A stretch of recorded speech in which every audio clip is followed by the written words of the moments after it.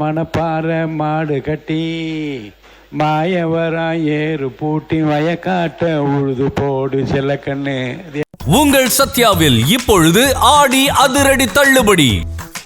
எங்களை போன்றவர்களாம் ரொம்ப பிடித்தமான பாட்டு. அது மணப்பாறை என்பது ரொம்ப அந்த காலத்திலேருந்தே மனதில் நிற்கக்கூடிய ஒரு ஊர். மாண்புமிகு உறுப்பினர், மாண்புமிகு பேரவைத் தலைவர் அவர்களே, மாண்புமிகு உறுப்பினர் புதிதாக சட்டமன்றத்துக்கு தேர்ந்தெடுக்கப்பட்டு முதல் பேச்சு என்ற காரணத்தால் குறுக்கே நான் பேச இருந்தேன். மணப்பாறை தொகுதியில் வளர்ச்சி திட்டங்கள் என்பது உங்களுக்கு தெரியும். அது பெரிய தொகுதி, இருக்கிறதே திருச்சி மாவட்டத்தில் இருக்கிற பெரிய தொகுதி. 960 ஹேம்லெட்ஸ்களை கொண்ட பெரிய தொகுதி. 3 ஒன்றியங்கள், 2 ஒரு நகரம், பேரூராட்சி என்று விரிந்து பறந்த தொகுதி. அதிலே குடிநீர் மிக சிரமமாக இருந்த காலம். குடிநீரே இல்லை, பாதுகாக்கப்பட்ட குடிநீர். கலைஞர் அவர்கள் தான் முதல்ல 96ஆம் ஆண்டு முதலாக 100 கோடி ரூபாய் செலவிலே புதிய கூட்டு குடிநீர் திட்டம் கொண்டு வந்தார்கள். அதன் பிறகு நீங்கள் மாவட்ட மருத்துவமனை திருச்சியிலே மருத்துவக் கல்லூரி வந்த பிறகு மாவட்ட மருத்துவமனை தலைமை மருத்துவமனையாக மணப்பாறை நகரத்தை தான் தேர்ந்தெடுக்கப்பட்டு மணப்பாறையிலே மாவட்ட தலைமை மருத்துவமனை கொண்டு வரப்பட்டது. இப்போது கடந்த காலத்திலே நம்முடைய முதலமைச்சர் அவர்கள், முன்னாள் முதலமைச்சர் அவர்கள் புதிய கல்லூரியை கட்டிடத்தோடு தந்து இன்றைக்கு 2000 மாணவர்கள் அங்கே படிக்கிறார்கள். அனைத்து கிராமங்களுக்கும் சாலை வசதி செய்யப்பட்டிருக்கிறது.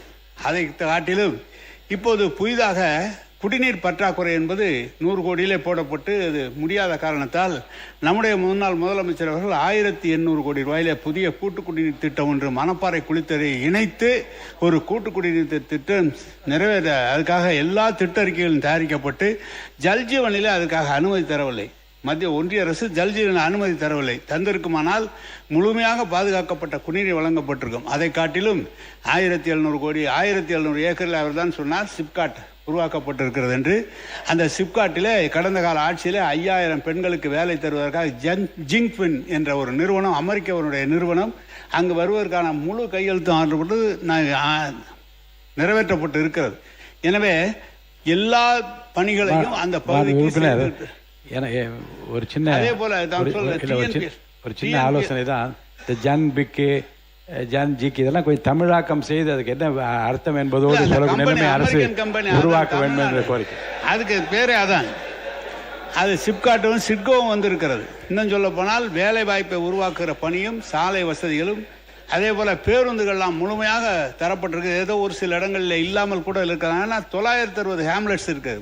ஒரு தொகுதி என்பது பார்த்தால் 200 கிராமங்கள் இருக்கும், அப்படி எல்லாம் இருக்கும். ஆனால் இந்த மணப்பாறை என்பது பறந்து விரிந்த 960க்கும் மேற்பட்ட இருக்கும். எனவே கழக ஆட்சி, கலைஞர் ஆட்சியிலும் சரி, நம்முடைய முதலமைச்சர் முன்னாள் முதலமைச்சர் தளபதி அவருடைய ஆட்சியிலும் பல்வேறு திட்டங்கள் அந்த பகுதியில் செய்யப்பட்டிருக்கிறது. இன்னும் சொல்ல போனால் நேரடியாக திராவிட முன்னேற்ற கழகம் போட்டியிடாமல் தொடர்ந்து தோழமை கட்சிகளுக்கு அந்த இடம் கொடுத்து அப்படி கூட வெற்றி பெற்ற மக்கள் ஏற்றுக்கொண்ட பகுதி. எனவே தம்பி அவர்கள் புதிதாக வந்திருக்கிறார். அவருடைய உறவினர் தான், ஒன்றிய தலைவராகவும் எங்கள் காலத்தில் இருந்திருக்கிறார். எனவே அதையெல்லாம் சொல்வதற்கல்ல, எல்லா பணிகளும் நடைபெற்று இருக்கிறது என்பதை தெரிவித்துக் கொள்கிறேன். நீங்கள் முதலமைச்சரை கேட்டு இன்னும் நல்லா செய்யுங்க. அதெல்லாம் நான்லாம் ஒன்று வேணும் செல்ல, அதுக்காக எங்களுக்கு அல்வா கொடுத்தது மட்டும், அது மட்டும் முக்கியம் இல்லை. அவங்க மாண்புமிகு தொழில்துறை அமைச்சர், மாண்புமிகு பேரவைத் தலைவர் அவர்களே, மாண்புமிகு உறுப்பினர் அவர்கள் சொன்னார் சிப்காட் அங்கே நல்ல முறையாக நடைபெற்று இருக்கிறேன். நாங்கள் சிப்காட் ரிவைவல் மிஷன் அப்படின்னு சொல்லி ஒவ்வொரு மாவட்டத்திலையும் சிப்காட்டை ஆய்வு பண்ணிகிட்ருக்கோம். அதே மாதிரி பெருந்துறையில் 26/5/2026 அன்று மாண்புமிகு சட்டமன்ற உறுப்பினர் அவர்களும் நானும் சேர்ந்து அங்கே ஒரு ஆய்வு நடத்தினோம். அவர் சொன்ன மாதிரியான எந்த விதமான பெரிய மாற்றங்கள் எதுவும் நான் பார்க்கவே இல்லை. ஏன் அப்படின்னா, சொல்லிடுறேன் பேசி முடிச்சிடு. அதுக்கப்புறம் தொழில் பூங்கா 1097.86 ஏக்கரில் ஆரம்பிச்சிருக்காங்க. பல வருடங்கள் ஆயிருக்கு. அங்கே 4 கம்பெனி மட்டும்தான் இன்றைக்கி வர நடத்திட்டு இருக்காங்க. அதில் 32 தொழிற்சாலைகள் அமைப்பதற்கான மனைகள் இப்போ ஒதுக்கீடு செய்யப்பட்டிருக்கு. அங்கே முதலீட்டாளர்கள் கூட நம்ம ஒரு ஆய்வு நடத்தினோம். அவங்களுடைய கோரிக்கை எல்லாமே தண்ணீர் அங்கே இல்லை, ரோடு வசதி இல்லை, தெருவிளக்குகள் இல்லை, சரியான பஸ் வசதிகள் வந்து அங்கே இருக்க மக்கள் வந்து சிப்காட்டுக்கு வர முடியாத நிலைமையில தான் வந்து இன்னமும் இருந்துகிட்ருக்குன்னு பல கோரிக்கைகள் வச்சாங்க. அதுக்கேற்ற மாதிரி ஆய்வு நடத்தின உடனேயே நீர் வழங்குறதுக்காக 1/6/2026 காவிரி நீர் வழங்கல் திட்டத்தின் மூலமாக நம்ம வந்து சோதனை ஓட்டம் செஞ்சு அதில் கண்டறியப்பட்ட குறைகள்லாம் திருத்தி 7/6/2026 நிலம் ஒதுக்கீடு செய்யப்பட்ட அனைவருக்கும் நீர் வழங்கியிருக்கும். இதில் 2வது முறையாக டிஎன்பிஎல் மூலமாக நீர் வழங்குதல் திட்டமும் செயல்படுத்தப்பட்டிருக்கு. இதில் சாலை வசதி அங்கே இருக்க 2 முதலீட்டாளர்கள் வந்து கேட்டிருந்தாங்க. சாலை வசதிக்கான டெண்டர் வந்து 6/7/2026 அன்று ஒதுக்கீடு செய்யப்பட்டு நாளைக்கு அது வந்து ரிலீஸ் செய்யப்படுது.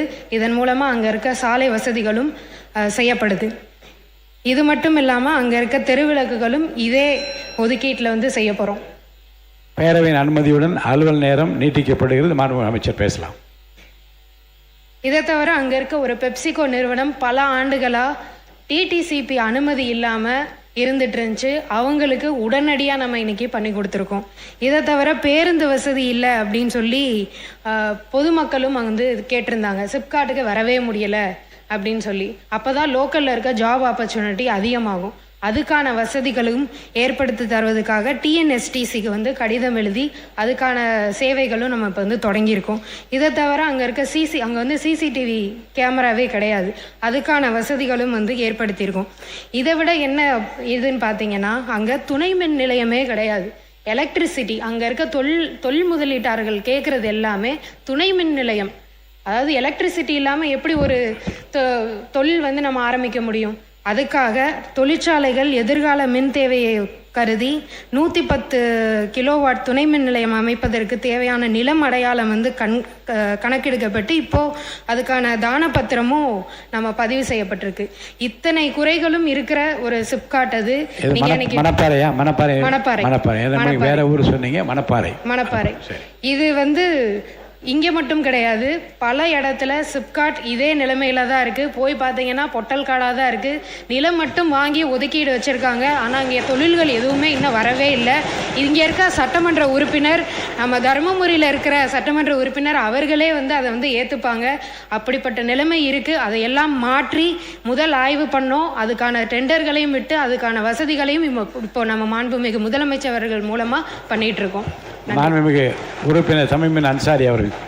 ஆனால் இல்லை இது போதும். இப்போ இது இந்த விளக்கமே இல்லை நீங்கள் இல்லைங்க என்ன செய்திகள் என்று நீங்கள் சொன்னீர்கள், என்ன நடக்கவில்லை என்று அவர் சொல்லிவிட்டது போதும்.